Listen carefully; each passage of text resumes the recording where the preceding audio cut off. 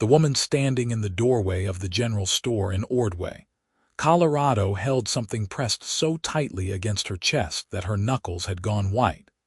And when the cowboy tipped his hat to her, she flinched like he had drawn a gun instead of offering common courtesy.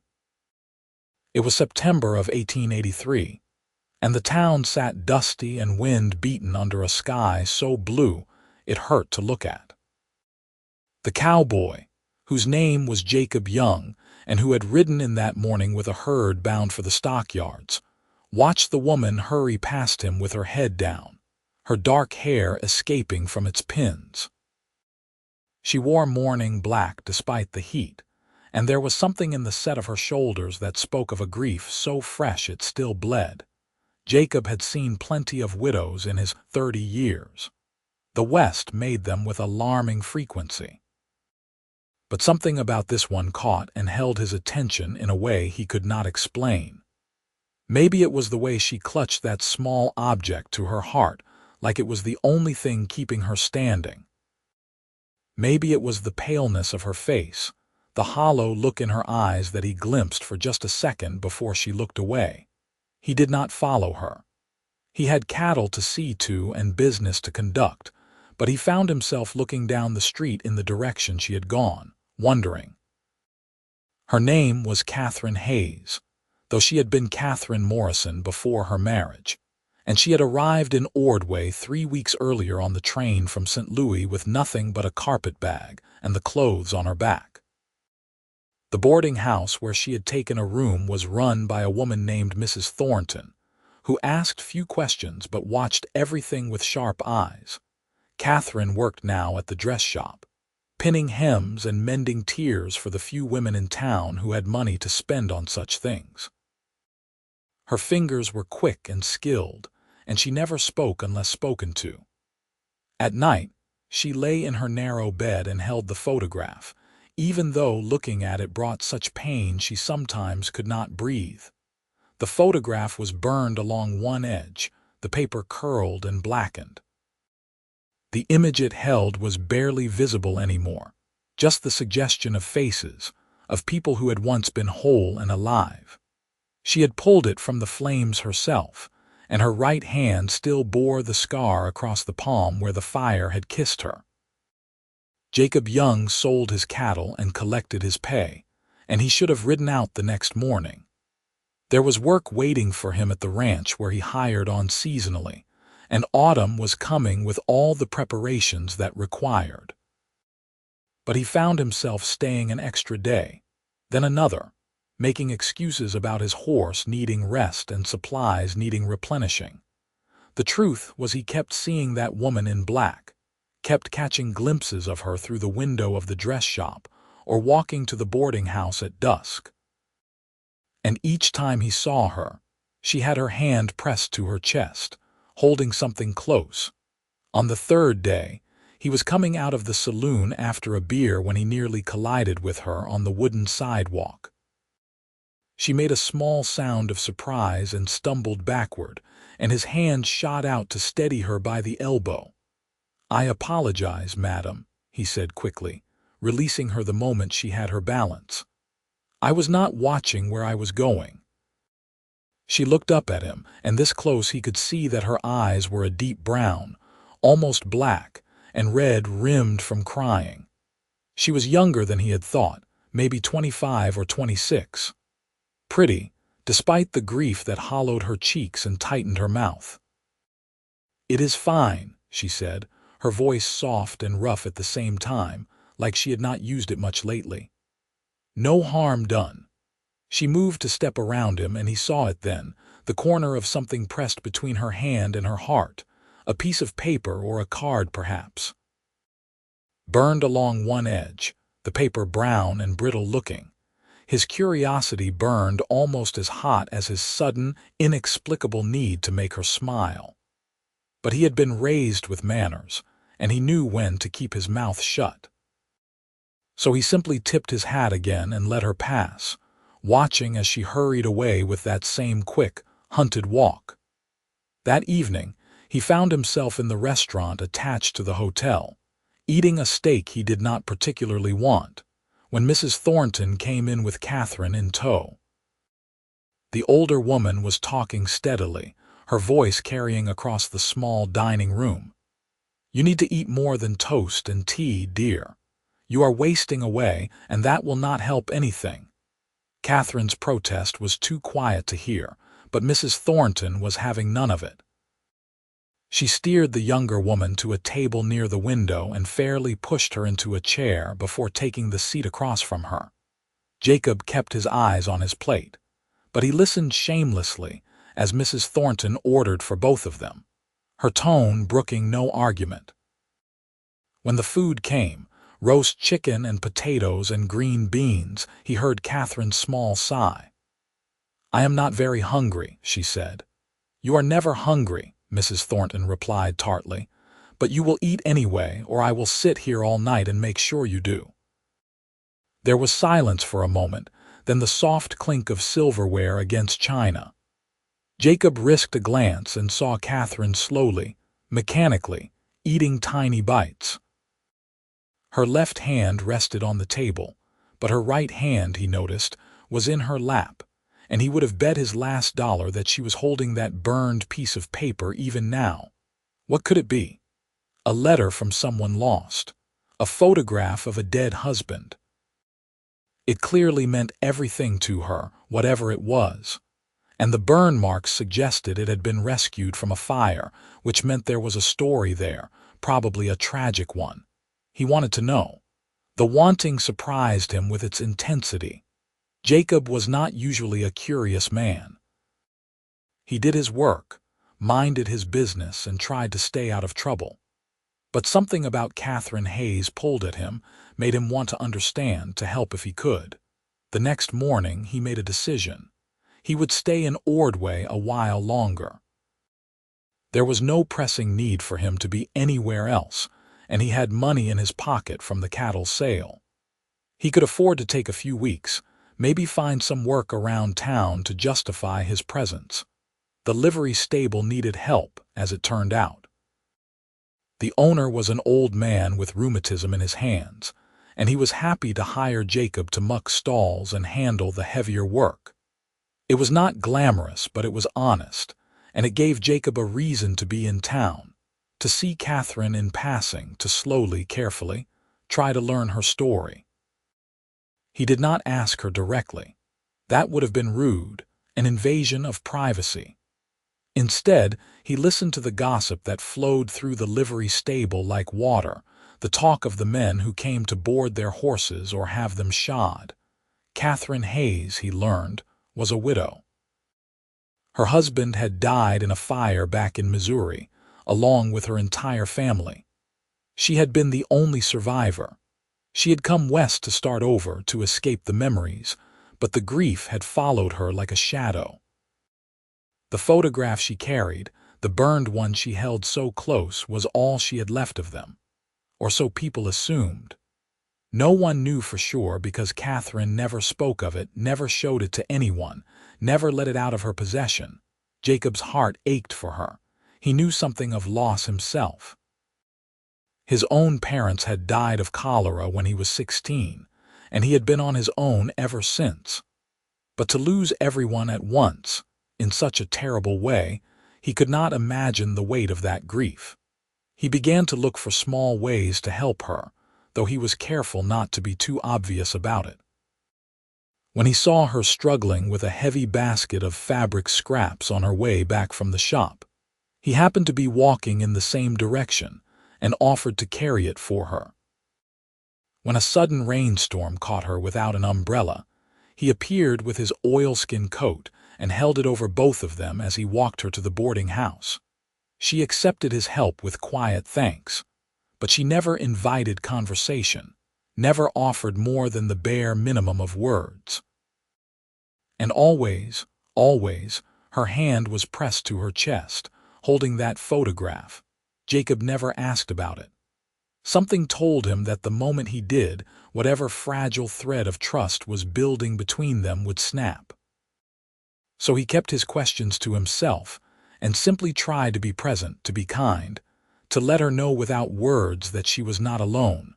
October came, painting the cottonwoods along the creek gold and orange. The air turned crisp, and the light took on that particular slanted quality of autumn. Jacob found himself settling into a routine in Ordway, working at the livery stable, taking his meals at the restaurant, and finding excuses to be wherever Katherine might be. He was falling in love with her. He realized one morning as he mucked out a stall and thought about the way she had smiled, just barely, when he had told her a joke the day before.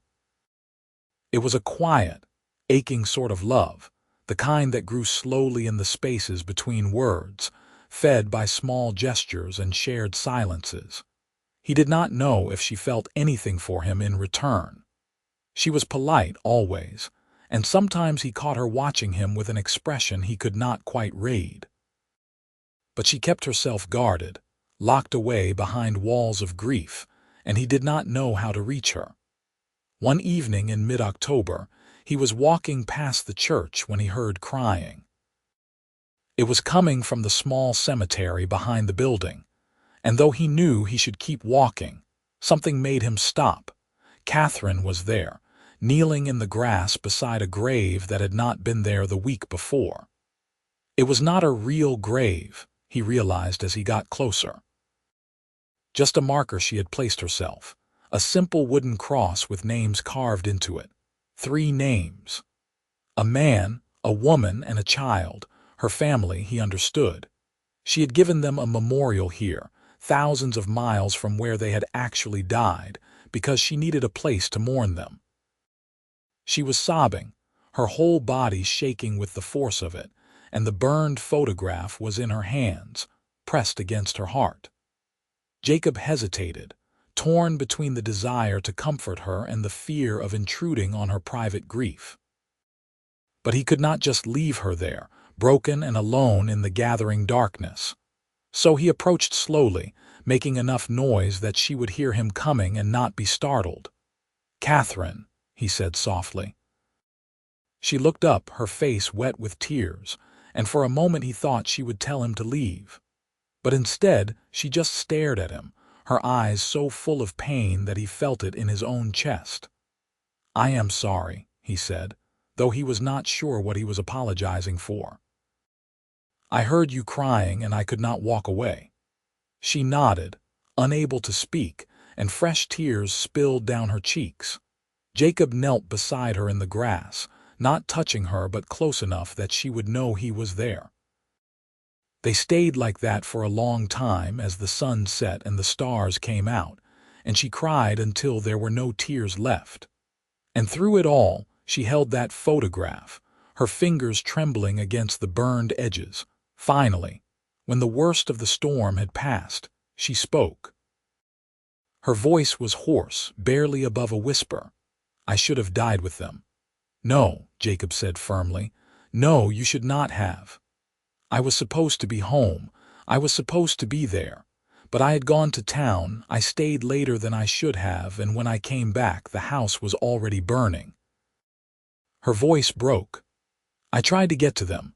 I got inside, but the smoke was too thick and the flames were everywhere. I found this on the floor starting to burn and I grabbed it, but I could not find them. I could not save them." Jacob's throat tightened. "It was not your fault." "It was my fault," she insisted.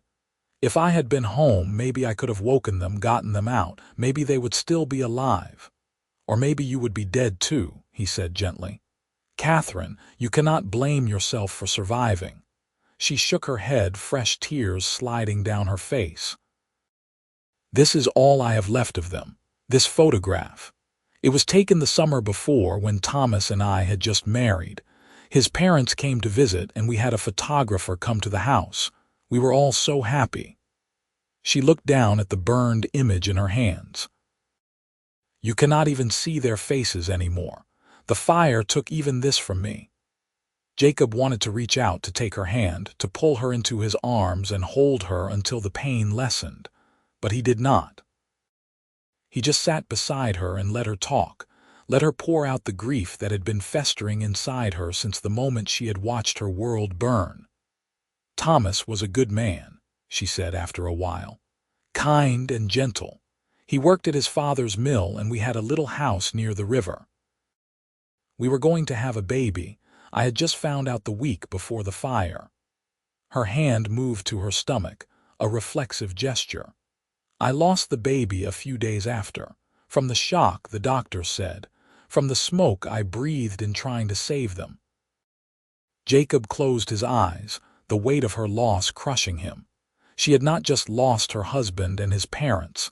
She had lost her child, her future, everything she had been building her life around. I came here because I could not stay there, she continued. Everyone knew what had happened. They looked at me with such pity, and I could not bear it. I needed to go somewhere where no one knew me, where I could just be invisible and quiet and try to figure out how to keep living. You are not invisible, Jacob said softly. Not to me. She looked at him then, really looked at him, and something shifted in her eyes. Why are you here, Jacob? Why do you keep showing up, helping me, being kind to me? He could have lied. Could have given her some easy answer about Christian charity or small-town friendliness. But she deserved the truth. Because when I look at you, I see someone worth knowing, he said. Someone strong and brave, even if you do not feel that way. Someone who survived something terrible and is still trying to find a way forward, and because I think you should not have to do it alone. Her lips trembled. I do not know how to let anyone close again. I am too afraid of losing them. I know, he said. And I am not asking for anything from you. I just want you to know that I am here for as long as you need me to be. She looked down at the photograph again, her thumb tracing the burned edge. You never asked me about this, she said. Everyone else is curious, but you never asked. I figured you would tell me if you wanted me to know, Jacob said simply. Katherine was quiet for a long moment. Then slowly she held the photograph out to him. Would you like to see? Jacob took it carefully, aware of how precious it was, how fragile. In the fading light he could barely make out the shapes in the image. 4 people standing in front of a house. A young man with his arm around a woman in a light-colored dress, an older couple behind them smiling at the camera. That is Thomas, Katherine said, pointing to the young man. And that is me, his mother and father behind us. She touched the burned edge. You cannot see it anymore, but I was smiling in this photograph. I was so happy that day. Jacob handed the photograph back to her, and she pressed it to her heart again, that familiar gesture he had seen 100 times. Thank you for showing me, he said. Thank you for not asking, she replied. They walked back to town together in the darkness, and though they did not touch, did not speak, something had changed between them. A door had opened, just a crack, and Jacob hoped that maybe, given time, she would let him in. The weeks that followed were a slow, careful dance. Katherine began to talk to him more, to seek out his company instead of just accepting it when he appeared. They took walks along the creek in the evenings, where she told him stories about her childhood in Missouri, about her life before the fire. She spoke of Thomas with affection but without the raw, bleeding grief that had characterized her earlier words. The photograph was always with her, always pressed against her heart, but she seemed less fragile now, less like a strong wind would blow her away. Jacob shared his own stories in return. He told her about growing up on a farm in Kansas, about losing his parents and making his way west, working cattle ranches, and learning to live alone. He told her about the beauty he had found in the wild, open spaces, the sense of freedom that came with sleeping under the stars and waking to see mountains on the horizon. You ever get lonely? She asked him one evening as they sat on a fallen log near the water, watching the sun set. Sometimes, he admitted, but I learned a long time ago that being alone is not the same as being lonely. You can be surrounded by people and still feel lonely if they are not the right people. She nodded slowly. I felt lonely in my grief, she said. Even when people tried to comfort me, I felt completely alone because no one understood. No one had lost what I lost. And now, he asked gently. Now I feel less alone, she said, looking at him. Because of you. His heart swelled, and he wanted to kiss her, to pull her close and tell her that he loved her. But it was too soon, he knew. She was healing, but she was not healed, and he would not rush her. November arrived with cold winds and the threat of snow. Jacob moved from the livery stable into a small room above the general store, a more permanent arrangement that spoke to his intention to stay in Ordway through the winter. He had written to the ranch where he usually worked, explaining that he would not be returning until spring, and they had wished him well and told him his job would be waiting if he wanted it. Katherine noticed the change, of course. "You are staying," she said one day, a statement rather than a question. "I am staying," he confirmed. "Because of me." He met her eyes. "Yes." She looked away, her hand moving to press against her chest where the photograph rested beneath her dress. "Jacob, I do not know if I can give you what you want." "I am not asking for anything," he said, though it was not entirely true. He wanted everything from her, wanted her heart and her future and her trust, but he could wait. "I am just staying because I want to be here. That is all." She searched his face, looking for something, and whatever she found must have satisfied her because she nodded. "All right." December brought snow, as Jacob had known it would. Ordway transformed into a white, quiet place, the streets muffled and the air sharp with cold. Katherine wore a heavy coat that had belonged to Mrs. Thornton's late husband, and Jacob bought her a pair of warm gloves from the general store, which she accepted with a smile that lit up her face. They spent Christmas together, attending the service at the church, and then sharing a meal at the restaurant with Mrs. Thornton and a few other lonely souls who had nowhere else to go. It was not a joyous celebration, but it was warm and companionable, and Jacob caught Katherine laughing at something one of the other boarders said, a real laugh that made his chest ache with hope. After dinner, he walked her back to the boarding house, and they stood on the porch in the falling snow, neither of them quite ready to say good night. "I have something for you," Katherine said suddenly. She reached into her coat and pulled out a small package wrapped in brown paper and tied with string. "It is not much, but I wanted to give you something." Jacob took the package, surprised and touched. He untied the string carefully and unfolded the paper to reveal a knitted scarf in dark blue wool, the stitches neat and even. "Katherine, this is beautiful," he said, running his fingers over the soft yarn. "Did you make this?" She nodded, looking shy. "I used to knit before the fire, but I had not picked it up again until a few weeks ago. Mrs. Thornton had some extra yarn, and I thought you might need a scarf for the winter." He wrapped it around his neck immediately, and it was warm and smelled faintly of lavender like her. "Thank you. I will treasure it." "It is just a scarf," she said, but she was smiling. "It is not just a scarf," he corrected. "It is a gift made with care, and that makes it precious." They stood looking at each other, and the moment stretched between them, full of possibility. Jacob wanted to kiss her so badly his hands shook with the effort of holding back. But he waited, letting her decide, letting her come to him if she was ready. Katherine took a step closer, then another. Her hand came up to rest on his chest, right over his heart, and she looked up at him with those dark, wounded eyes that were beginning, finally, to show hope. "Jacob," she whispered. "Yes, I think I am ready to stop being afraid." And then she kissed him, her lips soft and tentative against his, and Jacob felt like his heart might burst from his chest.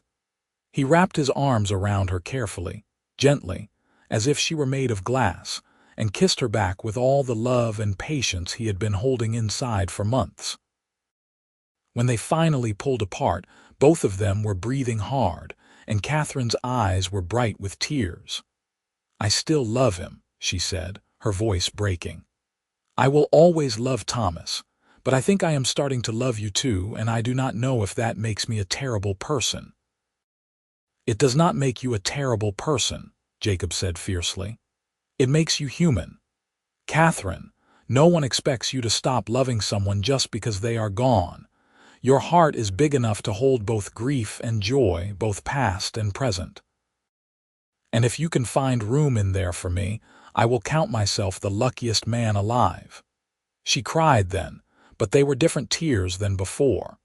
Cleansing tears, healing tears. And Jacob held her while she cried, there on the porch in the falling snow, and he knew that they had turned a corner, that whatever came next, they would face it together. The winter passed slowly, but it did not feel slow to Jacob and Katherine. They spent their days working and their evenings together, talking and laughing and learning each other. Katherine told him about her dreams for the future.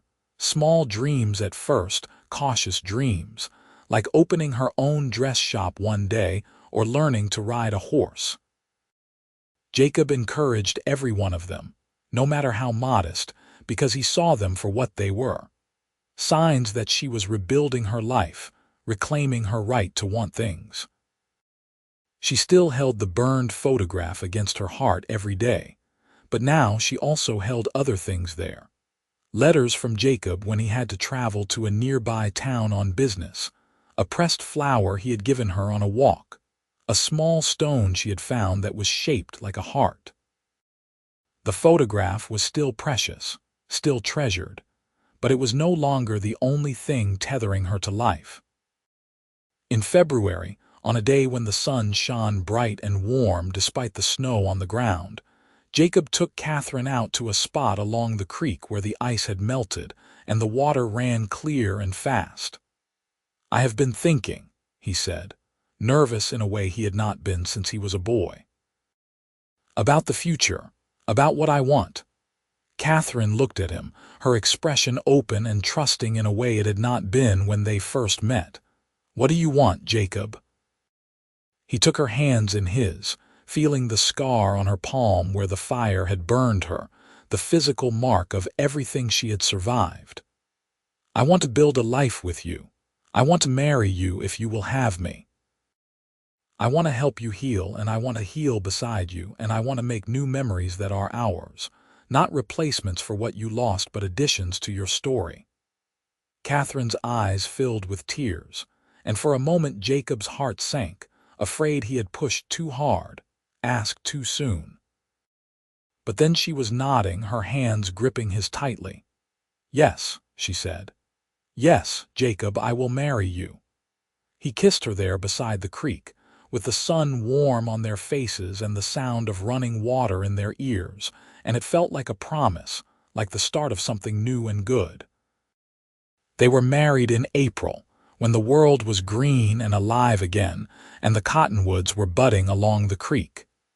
It was a simple ceremony in the church, with Mrs.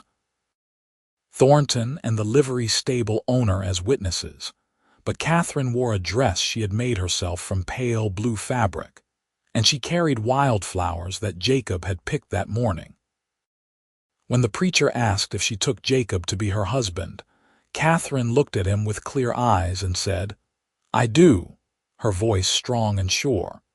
And when it was Jacob's turn, he said the same, meaning it with every fiber of his being. They moved into a small house on the edge of town, a two-room cabin that Jacob had been fixing up in secret for weeks. It was not much, but it was clean and sturdy, and Katherine made it into a home with curtains for the windows and rugs on the floor and a quilt on the bed that she and Mrs. Thornton had stitched together. On their wedding night, Katherine placed the burned photograph on the small table beside the bed, where she could see it but where it was not between them. It was a conscious choice, a symbolic one, and Jacob understood what it meant. She was not forgetting, not leaving her past behind, but she was making room for the present for him, for them. Their life together settled into a rhythm. Jacob took work at a nearby ranch, leaving early in the morning and returning at dusk, and Katherine opened a small dressmaking business out of their home, taking in work from women in town and even from some of the ranches farther out. They were not wealthy, but they were comfortable, and more importantly, they were happy. Summer came, hot and dry, and Katherine planted a small garden behind the house, coaxing tomatoes and beans and squash from the hard earth. She seemed to bloom along with the plants, her face losing that haunted look, her smiles coming more easily. She still had hard days when the grief rose up and swallowed her, but Jacob was always there, steady and patient, reminding her that she was not alone. One evening in late August, as they sat on the porch watching the sunset, Katherine took Jacob's hand and placed it on her stomach. "I am with child," she said quietly. Jacob's breath caught. He looked at her, searching her face, trying to read what she was feeling. Joy, fear, both. "How do you feel about it?" he asked carefully, remembering that she had lost a baby once before, that this must be bringing up painful memories. "I am afraid," she admitted, "but I am also happy. I want this, Jacob. I want to have a family with you. I want to bring life into the world again instead of just mourning death." He pulled her close, his hand still resting on her stomach where their child grew. "We will get through this together," he promised. "Whatever happens, we will face it together." The pregnancy was not easy. Katherine was sick in the mornings and tired all the time, and as the months passed, her fear grew alongside the baby. She became convinced that something would go wrong, that she would lose this child like she had lost the other, and no amount of reassurance from Jacob or the doctor could fully ease her mind. But she was also fiercely protective of the life inside her. She ate well, rested when she needed to, and prayed every night for a healthy baby.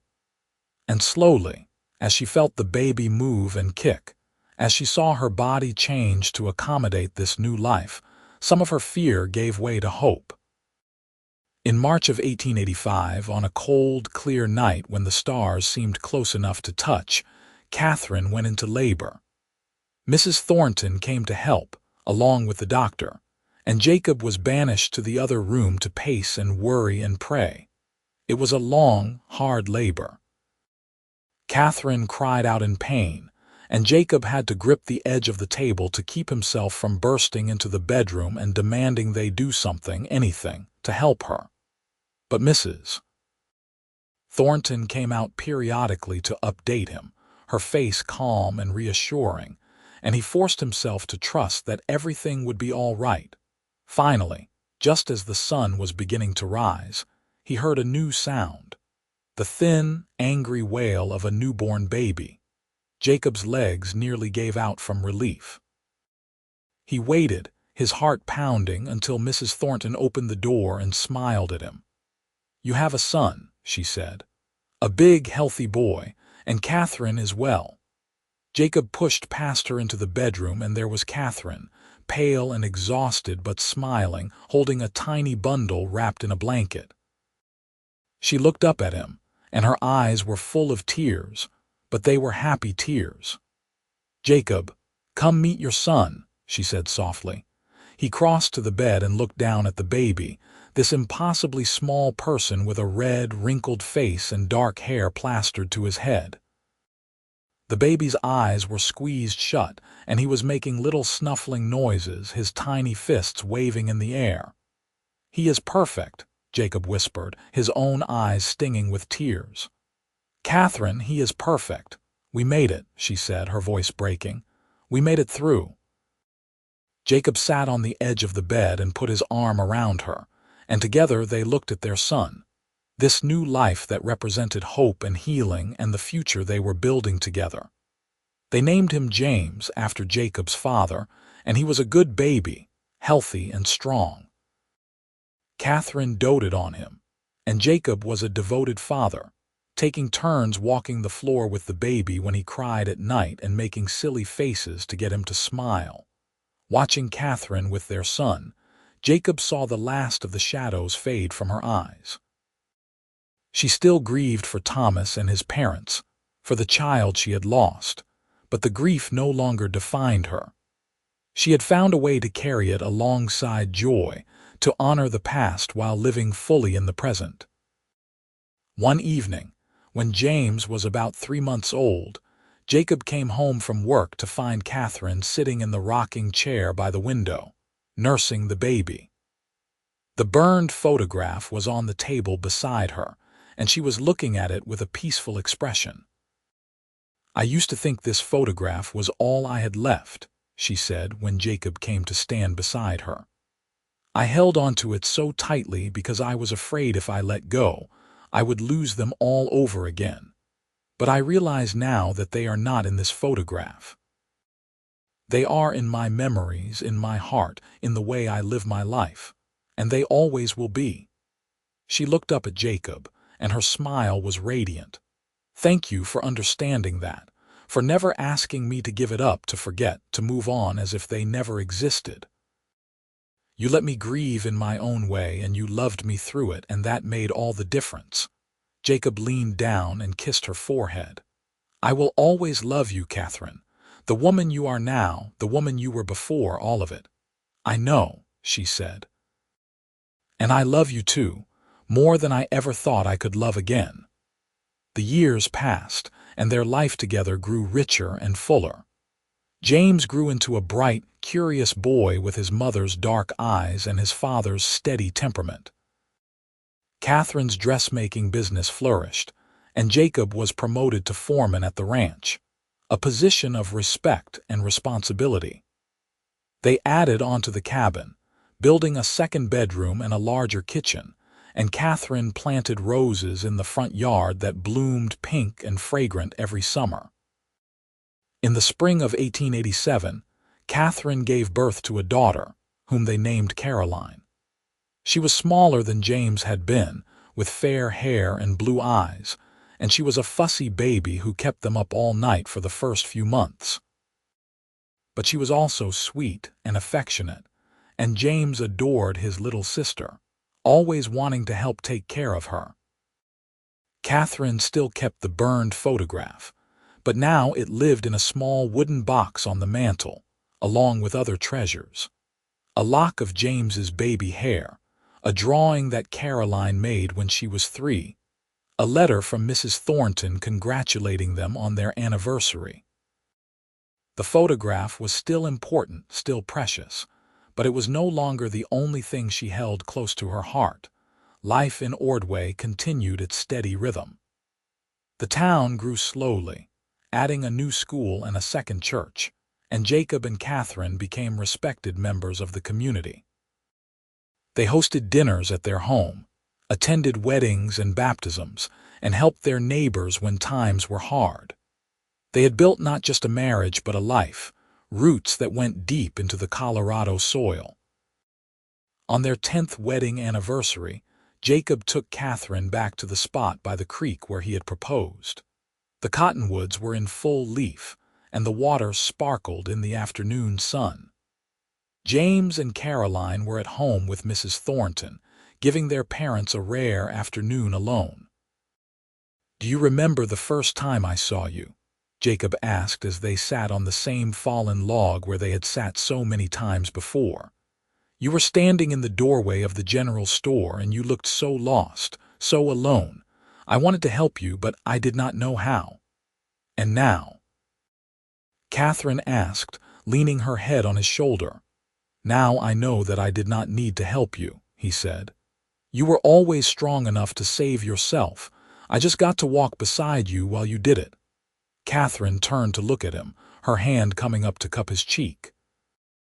"You did more than walk beside me, Jacob Young. You taught me how to live again. You showed me that it was possible to love and lose and still find joy. You gave me a reason to believe in the future." He kissed her, long and slow, and when they pulled apart, they were both smiling. "I would do it all again," Jacob said. "Every moment, every choice that led me to you, I would do it all again in a heartbeat." "So would I," Katherine said softly. They sat together by the creek until the sun began to set, talking about their children and their plans for the future, about the life they had built and the life they still had ahead of them. And when they finally walked back to town hand in hand, they were not running from the past or racing toward the future. They were simply present, fully alive in this moment together. More years passed, and their children grew. James became a thoughtful, serious boy who loved books and learning, while Caroline was wild and spirited, always climbing trees and exploring the creek. They fought and laughed and drove their parents crazy in equal measure, but they loved each other fiercely, and Jacob and Katherine could not imagine life without them. In 1892, Katherine gave birth to another son, whom they named Daniel. He was a surprise, as they had thought their family was complete, but he was a welcome one. Daniel was a happy baby who rarely cried, and James and Caroline took turns spoiling him. The little house on the edge of town expanded again, and Jacob built a workshop where he could do carpentry in his spare time, crafting furniture and toys for his children. Catherine's dressmaking business had grown to the point where she had to turn away customers, and she trained 2 young women from town to help her with the workload. They were prosperous now, not wealthy but comfortable, able to afford small luxuries like a piano for Caroline, who showed musical talent, and books for James, who read voraciously. They took a trip once a year to Denver, staying in a hotel and seeing the sights, giving the children a taste of city life. But they always came back to Ordway, to the little town that had become their home, where everyone knew their names and their stories. This was where they belonged, where their roots went deep, where their life together had taken shape. One evening in the summer of 1895, when the children were in bed and the house was quiet, Katherine took the wooden box down from the mantel and opened it. She pulled out the burned photograph, now more fragile than ever, the image almost completely faded. "I think it is time to let this go," she said to Jacob, who was sitting in his favorite chair, reading the newspaper. "Not to forget them, but to release this. To accept that they are gone and that I have made a new life, a good life, without them." Jacob set down the newspaper and looked at her. "Are you sure?" She nodded. "I am sure. I have been thinking about it for a while, and I think I have been holding on to this photograph for so long because I was afraid that if I let it go, I would forget them. But I know now that will never happen. They are part of me, part of my story, and nothing can change that. But I do not need this piece of paper to remember them." "What do you want to do with it?" Jacob asked gently. Katherine thought for a moment. "I want to bury it," she said finally, "by the memorial I made in the churchyard. I want to lay it to rest with them, symbolically, and let it become part of the earth. Let it nourish something new." The next day they walked to the churchyard together, and Katherine knelt beside the wooden cross she had placed there all those years ago. The names were still visible, though weathered by time and the elements. She dug a small hole with her hands, the earth soft and dark, and she placed the burned photograph inside. "Thank you," she whispered, her voice thick with emotion. "Thank you for the time we had together, and for the love you gave me. I will carry you with me always in my heart where you belong. But I am ready now to let go of the pain, to release the grief that has weighed me down for so long. I hope you can understand. I hope you can forgive me for being happy." She covered the photograph with earth, patting it down gently, and then she stood and took Jacob's hand. Together they walked back to their home, to their children, to the life they had built from ashes and hope. Time continued its steady march. James grew into a young man and went away to college in Denver, studying to be a teacher. Caroline married a rancher from a neighboring town, a good man who loved her wildness and matched it with steadiness. Daniel showed promise as an artist, filling sketchbooks with drawings of horses and landscapes and people. Jacob and Katherine grew older, their hair turning gray, lines forming on their faces, but their love remained constant. They still took walks by the creek, still sat on the porch in the evenings and watched the sun set. They had weathered storms together, both literal and metaphorical, and they had come through stronger for it. In 1903, on a warm spring day, they became grandparents for the first time when Caroline gave birth to a baby girl. Katherine held her granddaughter in her arms and wept, overwhelmed by the fullness of life, the way it circled back on itself, offering new beginnings where there had been endings. "What should we name her?" Caroline asked, looking tired but radiant in her bed. Katherine looked at Jacob, who nodded encouragingly. "I think you should name her whatever you like," Katherine said. "She is your daughter, and she deserves a name that is all her own, not tied to the past." But Caroline smiled. "I want to name her Katherine after you, Mama, because you taught me how to be strong, how to survive, how to love even when it hurts." Katherine's tears fell faster, and she kissed her granddaughter's forehead. "Then Katherine she shall be," she whispered. "And I hope she grows up to be brave and kind and full of life." More grandchildren followed over the years. James married a schoolteacher and had 3 children, 2 boys and a girl. Daniel married a girl from town and had twin daughters who were as wild as their Aunt Caroline had been. The little house that Jacob and Katherine had built became the gathering place for the family, full of noise and laughter and love during holidays and celebrations. On their 30th wedding anniversary, Jacob and Katherine renewed their vows in the same church where they had been married, surrounded by their children and grandchildren. Katherine wore a dress she had made herself, pale yellow this time, and she carried wildflowers just as she had the first time. When the preacher asked if she took Jacob to be her husband, Katherine looked at him and saw not just the man he was now, with gray hair and weathered skin and eyes that crinkled at the corners, but the man he had been when they first met, the one who had been kind when she needed kindness, patient when she needed patience, and loving when she thought she could never love again. "I do," she said, her voice clear and strong. "Today and always I do." And Jacob, looking at her with all the love he had carried for 3 decades, said the same. They held a celebration at their home afterward with food and music and dancing.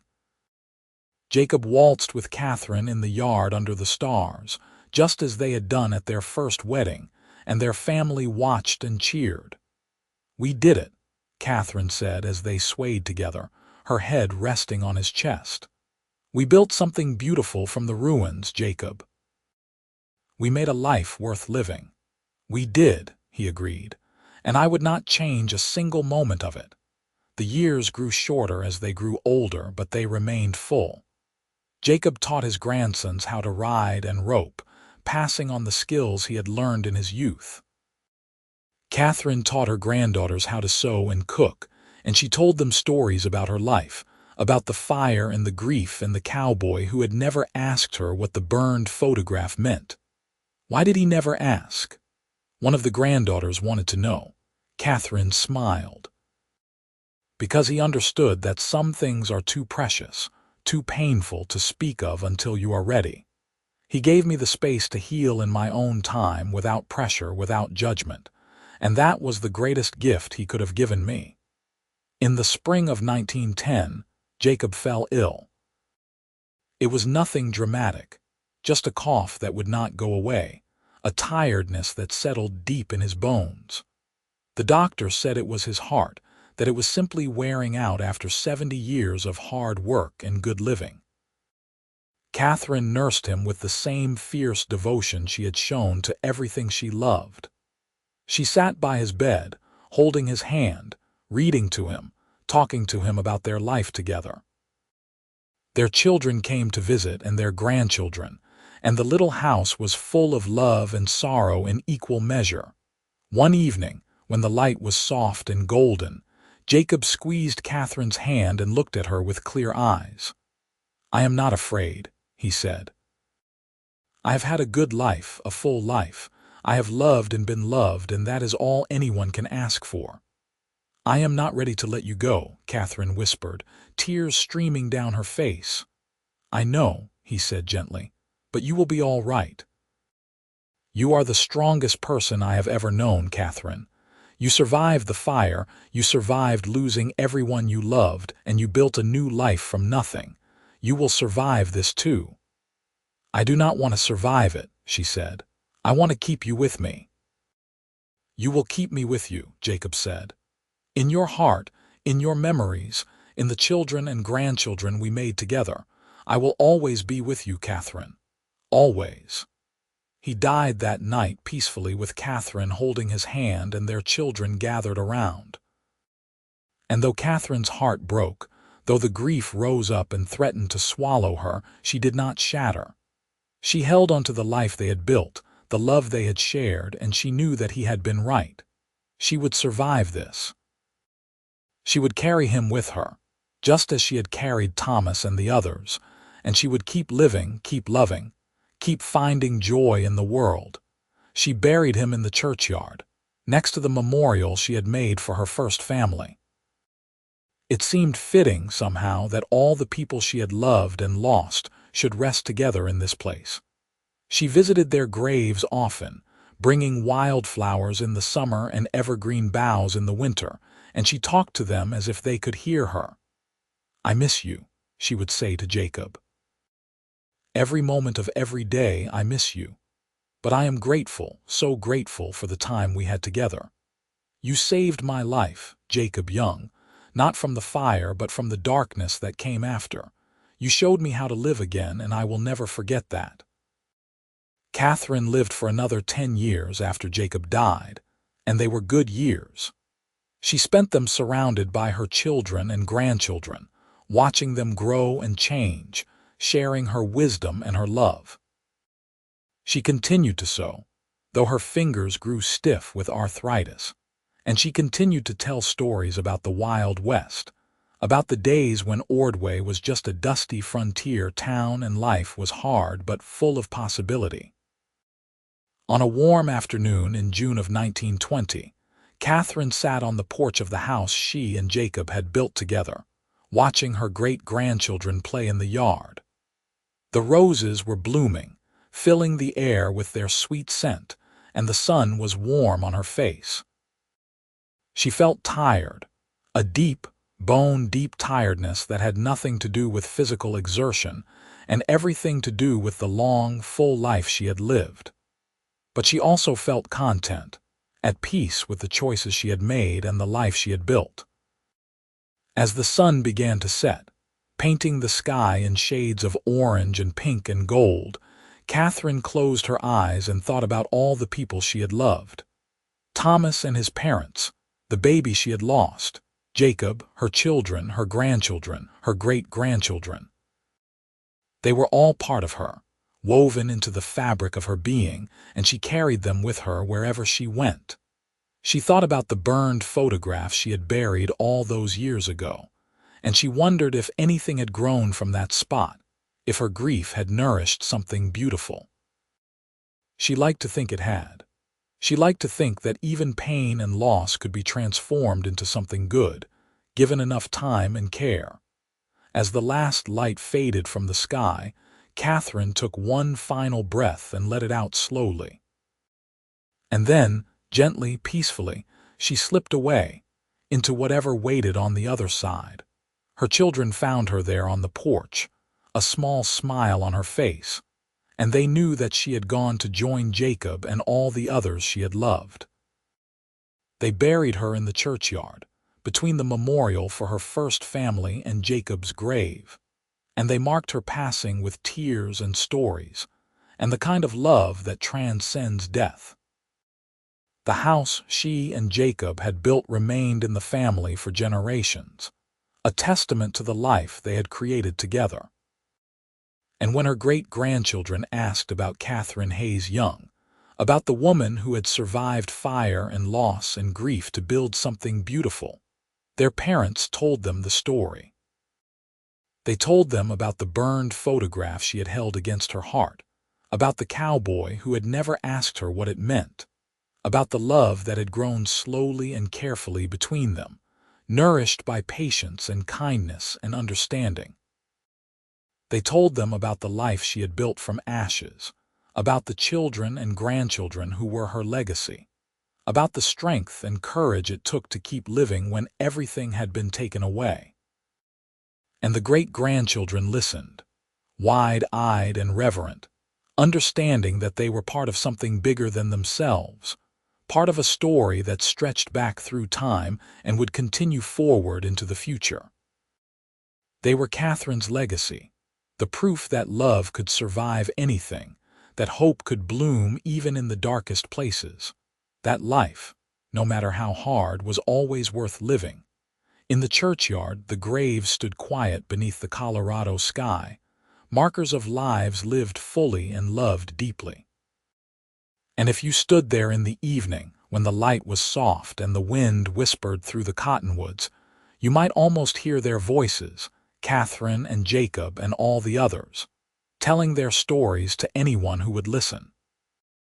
Stories of love and loss, of fire and healing, of a burned photograph and a cowboy who understood that some questions did not need to be asked because the answers were written in the heart. Stories that reminded us all that no matter how broken we might feel, no matter how lost, there is always hope for healing, always the possibility of new beginnings, always the chance to love and be loved again. And in the end, that was Catherine's true legacy. Not the photograph she had held or the grief she had carried, but the love she had given and received, the life she had built, the family she had nurtured. She had taken the ashes of her old life and used them to create something new and beautiful. And in doing so, she had shown everyone who knew her that the human spirit, though it can be bent and scarred, can never truly be broken. The sun set over Ordway, Colorado, painting the sky in brilliant colors, and the world turned toward night. But in the hearts of all who had known Katherine Hayes young, there was light, warm and constant, a reminder that love endures, that hope survives, and that even from the darkest moments something beautiful can grow.